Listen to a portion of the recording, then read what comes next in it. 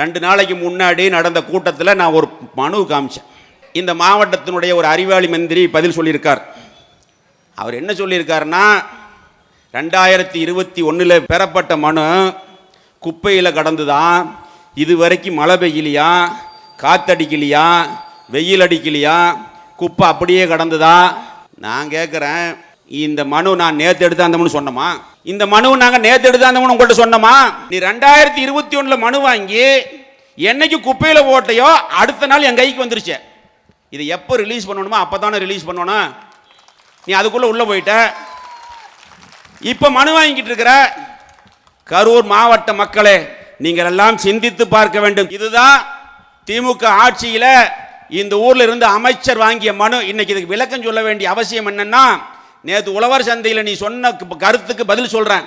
இதே இடத்துல மேடை போடும், ஒரே மேடையில் விவாதிக்க நான் தயார். ஒரே மேடையில் விவாதிக்க நான் தயார். நீ ரெடியா? இந்த மனு பொய்ன்னு சொல்லி நிரூபிச்சிட்டீன்னா நான் அரசியல் விட்டு போயிடுறேன். நான் உண்மைன்னு சொல்லி நிரூபிச்சிட்டா நீ அரசியல் விட்டு போயிடுறியா? சவால் ரெடியா? நீ களம் ரெடியா இருக்குது, விளையாட ரெடிங்கிற. இதுக்கு முன்னாடி கபடி விளையாடுறோம்னு சொல்லிக்கிட்டு இருந்த. அமலாக்கத்துறை விளையாண்ட போது கபடி எப்படி விளையாண்டேன்னு எங்களுக்கு தெரியும்.